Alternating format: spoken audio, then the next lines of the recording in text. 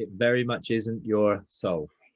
Your soul was made by God, created by God to align with spirit and body to be so you're whole.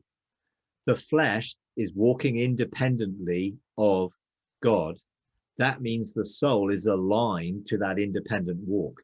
When you surrender your soul's independence, your spirit and soul can be reintegrated with your body, and then you can come back into full alignment.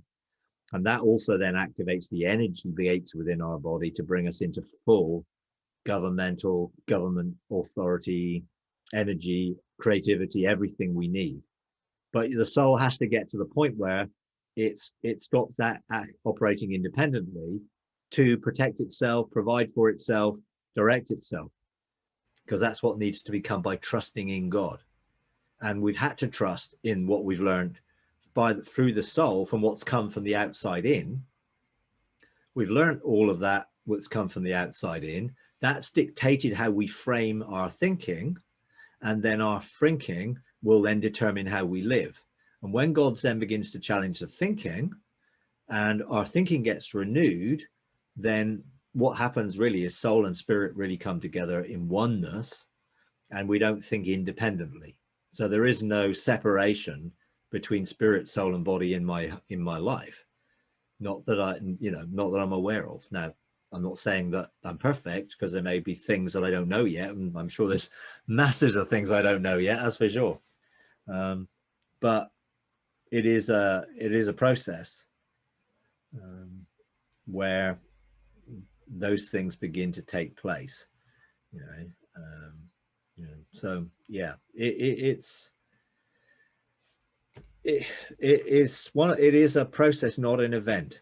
So even when you're going through the process of bringing you to the point of surrendering soul's independence and choosing only to align yourself with the heart of God, you have to get to the point where that takes place and there is a separation and reintegration of the soul, and the actual ties that the soul has to the spirit get severed and reconnected from the spirit to the soul, and therefore everything flows from the inside out, and things then are different, and everyone has to go through their own process in that.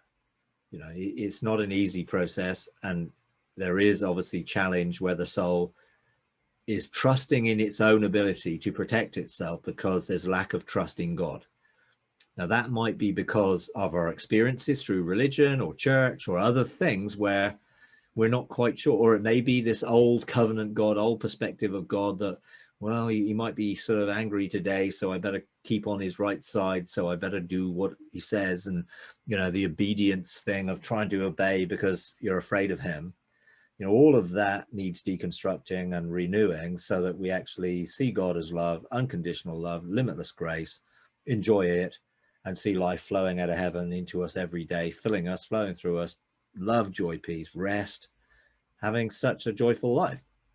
But you'll never get it while your soul is fighting for control.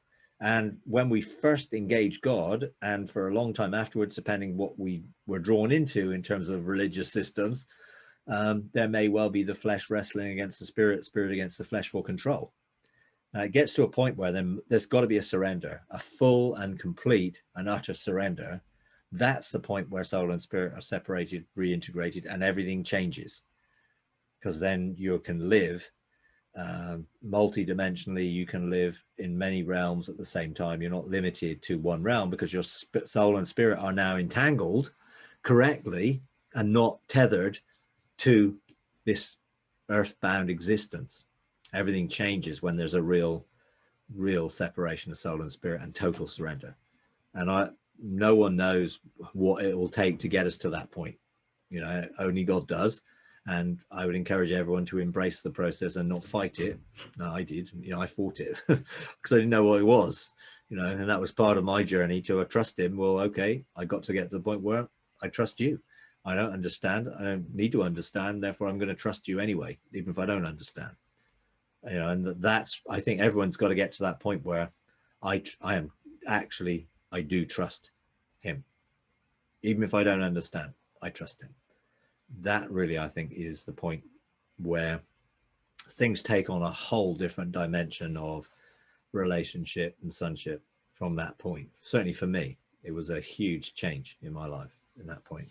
Hi everyone, we're starting a Patreon page and we would like to invite you to partner with us. You can find us on Patreon at patreon.com/freedomarc.